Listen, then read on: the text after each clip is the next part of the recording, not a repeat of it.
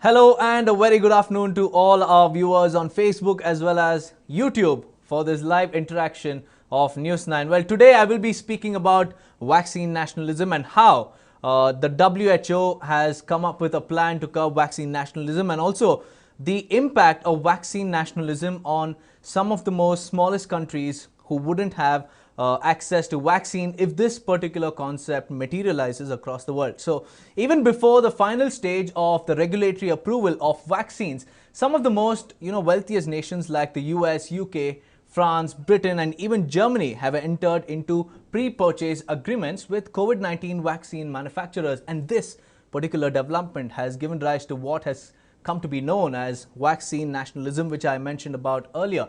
And now with the debate continuing to rage, there are fears that the agreements could make the initial few vaccine unaffordable and also inaccessible to everyone apart from the rich countries. So the World Health Organization on Monday said some 172 countries are engaging with the Covax facility designed to ensure equitable access to COVID-19 vaccines. But more funding is also needed and countries need to make binding commitments, is what the WHO said. And earlier, it had urged countries to join a global pact aimed at ensuring less wealthy countries have access to COVID-19 vaccines, warning about the kind of risks from the so-called vaccine nationalism. So, the WHO Director Tedros has said initially, when there will be limited supply of COVID-19 vaccines, it's important to provide the vaccine to those at the highest risk around the globe. He also said that the high-risk group included the health workers who are working on the front line of this pandemic and who are critical to saving lives and also stabilizing the overall health system. So now, in order to answer some of the questions that are surrounding vaccine nationalism, we have with us Dr. Sitesh Roy from Mumbai, who is a very renowned immunologist. Very warm welcome to you, Dr. Sitesh Roy. And today the debate is all about vaccine nationalism. So what is vaccine nationalism and how dangerous do you think it will be if it materializes, Doctor? So vaccine nationalism, Deepak, is a classic example of where a person wants to take care of their own home before worrying about everyone else around them. And what's basically happening is, as the race to getting an effective vaccine gets closer and closer, and there are more and more possibly successful candidate vaccines completing their phase 3 trials in the next month or so, many of the, as you said, well-to-do countries have come into direct associations, what are called bilateral agreements, with some of the vaccine manufacturers like Pfizer, GSK, Sanofi, Moderna, to make sure that their population, their country and their citizens get the vaccine before the rest of the world. And in doing so, they are basically ensuring that they get the maximum chunk or the bulk of what is made of these vaccines for their own people's use. In doing so, there is something called a Global Alliance for Vaccination and Immunization, Gavi, which along with WHO has formed a coalition called Covax, through which they hope to be able to distribute the vaccine in an equitable manner to 150 countries around the world. And in doing so, it would be a more smart way to vaccinate many people in many places together rather than getting them vaccinated in one place. And that's where the whole concept of vaccine nationalism, where some countries are trying to protect their population, like China, Russia, US, Britain, and the European Union, are coming in. So that, in short, Deepak, is vaccine nationalism for you. And also, Dr. Sitesh, do you think that vaccine nationalism could slow the fight against COVID-19?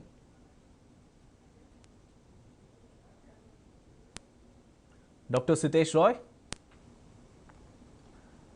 Well, I wasn't able to hear you, Deepak. I'm getting a lot of disturbance on the line. There are other people speaking.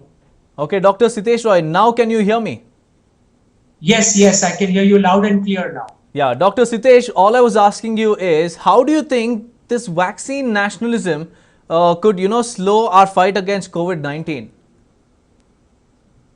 So the issue here, Deepak, as you can imagine, is this virus has not looked at race, gender, class, country borders, or any of those things, where it has spread like wildfire across the globe, affecting almost 200 countries. And if the vaccination protocols and the vaccination programs are not also done in a universal manner, in an equitable manner across those countries, starting affected and then going to the ones that are less affected, then we will never win the battle against this COVID-19 virus SARS-CoV-2.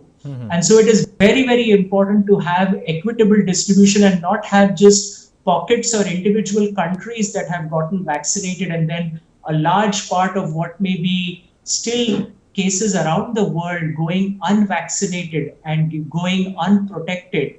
So it's better to have 10 or 20% of the population across the globe to be vaccinated together rather than have 100% in pockets vaccinated, because that's not how you break the cycle or the chain of the spread of the virus. And so that is why vaccine nationalism would affect our ultimate goal and our ultimate purpose of trying to prevent the spread of COVID-19 virus so widely and so extensively across the entire globe to over 200 countries.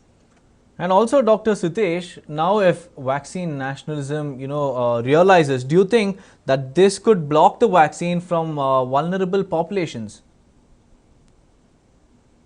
Certainly. So when we think of vulnerable populations, as we've spoken before, it's always the doctors, the nurses, the society caregivers, the security staff, the people who are at the front line of facing maximum chances of getting the.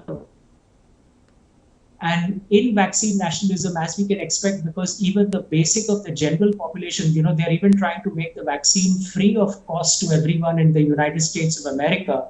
So, the regular people there getting it, whereas doctors and nurses in other countries not getting it, certainly it would affect the way our frontline and our key workers around the globe in different countries who really need protection so that they can then take care of the people who are still getting sick would get affected. And so certainly that is one of the issues that we would see if vaccine nationalism comes into play.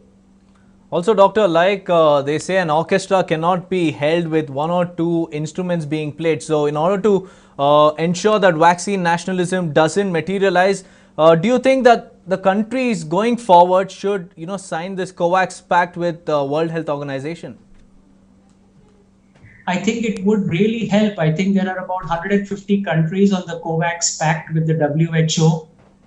And as we have more, so if in those 150 countries, the countries that we would consider to be the wealthiest nations like US, UK, China, Russia are not on that, or France and Germany are not on that Covax pact, it makes the pact weaker.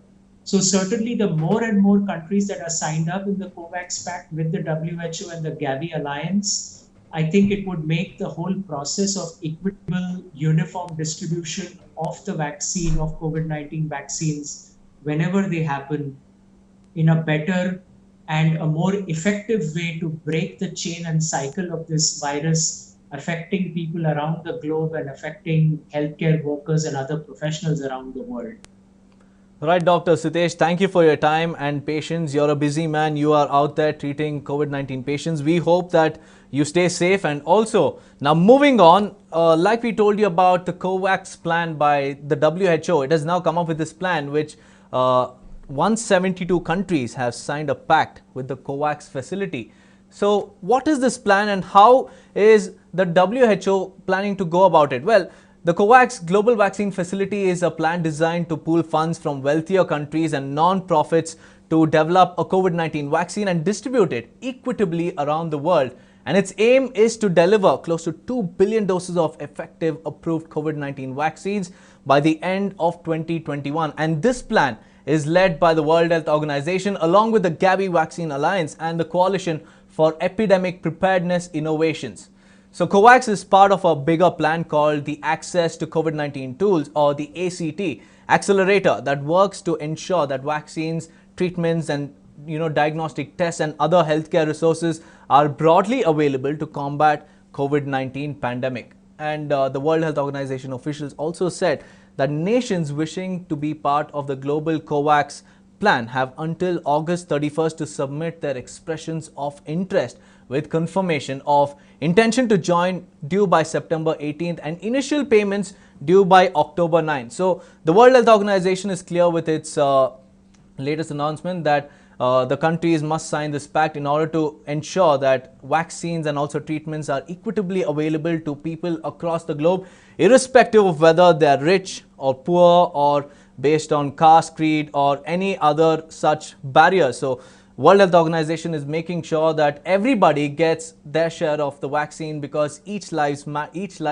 matters, and World Health Organization with its new Covax facility pact is ensuring that every country gets it. So in order to ensure that the entire population is cured of COVID-19, or to break the chain of COVID-19, each and every individual must be made available for the vaccine, and vaccine nationalism wouldn't help us in any way going forward in our fight against COVID-19. So in order to break the chain, we should make sure that the entire population gets the vaccine, and only then it will be possible for us to break the chain. So with that, it's a wrap on this live interaction, guys. So all I would like to ask you all to do is stay safe and also take all the precautionary measures. We are just another probably 4 to 6 months away from a vaccine, and who knows, we might even get a vaccine before that. But until then, all the safety and precautionary protocols must be adhered to, because each life matters and you have to take care of yourself and also the ones around you. Thank you for joining me. Until next time, stay safe.